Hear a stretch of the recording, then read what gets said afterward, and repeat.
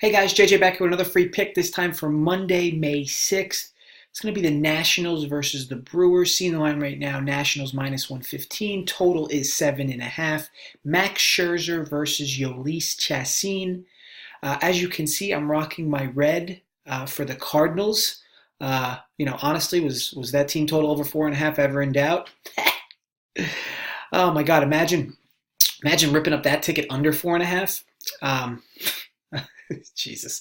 So we cashed the Cardinals team total bet, which brings the channel up to 22-9. We're actually 3-0 in Sunday Night Baseball.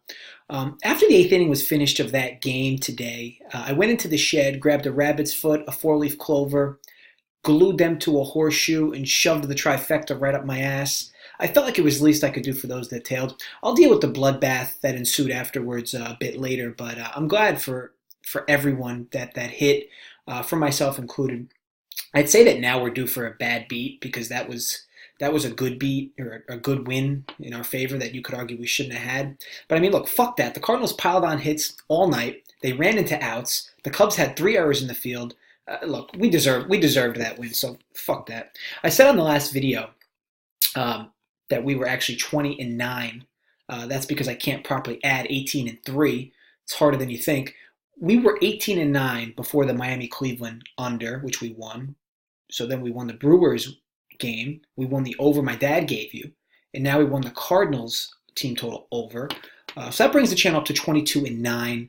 Something I want to note, and you may have already noticed this, if you take away the Sunday night games, I like to give you a play that'll keep you in action on the big market games weekly.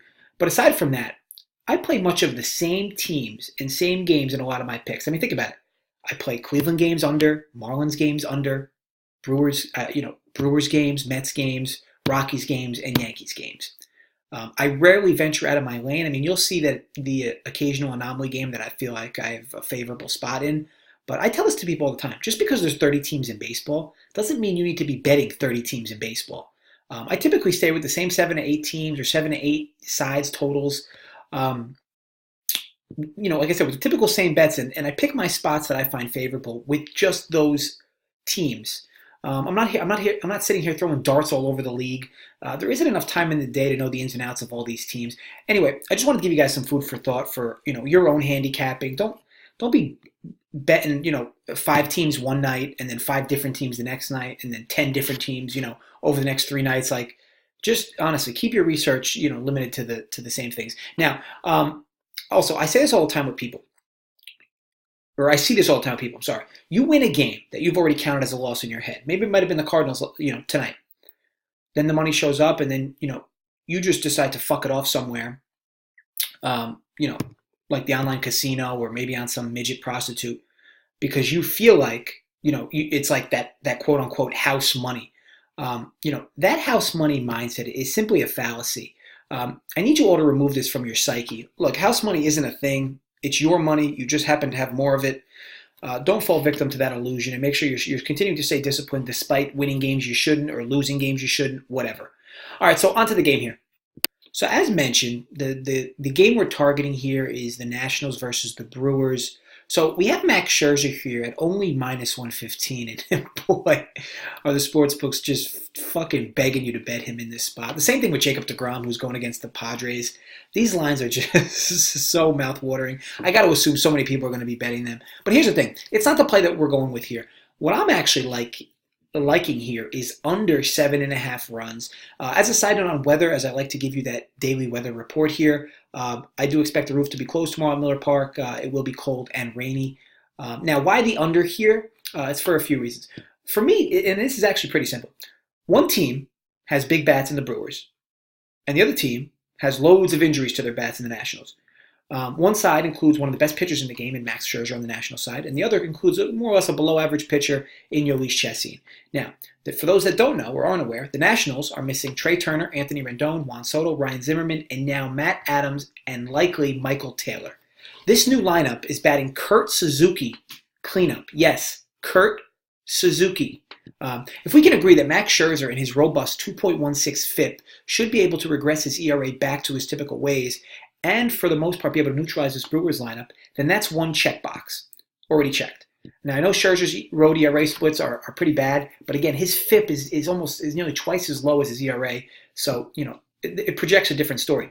Chacín has been a much better pitcher at home this year and will draw a very poor lineup from the Nats in this game. 7.5 for a Scherzer start in most cases may seem high, but then add in the fact that the Nats are missing 5 to 6 everyday starters, and this total is actually really high. As for the recent runs from both teams, recent runs scored from both teams, the Brew Crew finally got Jhoulys back, who did homer today, driving in 2 runs. This team hasn't scored more than 6 runs in their last 9 games.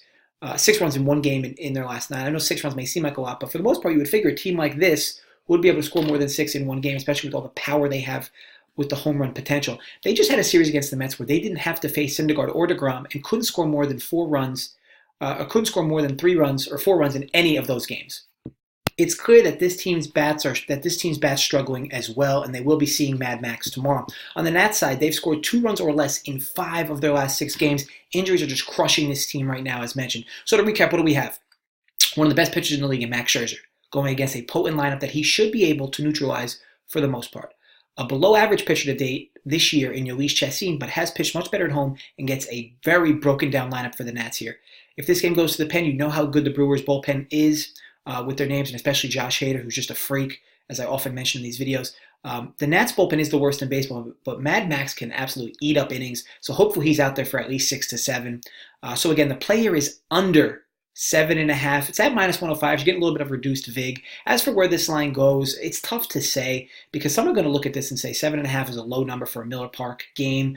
But like I said, when you really unravel this onion, it is, you have one team that just has absolutely no hitters or barely any hitters left, and are bringing out their ace, one of the best pitchers in the league, to be able to try to neutralize the other side. So again, I really like this under 7.5. So that's the play we're going with here. Nats Brewers under 7.5. Max Scherzer versus Jhoulys Chacín. Want to thank you guys for watching. As always, if you did enjoy the video, thumbs up. If you did not enjoy the video, I hope you drink rat poison. Other than that, please feel free to drop more comments below. I always love reacting to you back and forth or chatting with you back and forth in the comments. Always enjoy that, so please keep that up. Other than that, let's go under 7.5. Let's stay hot. This will be going for our 5th win in a row here on the channel. And I did post some tennis plays on my Twitter as well for tomorrow morning, so check those out if you haven't already. And again, thanks for the loyalty. Thanks for staying a part of the community. And I will be back tomorrow with another video.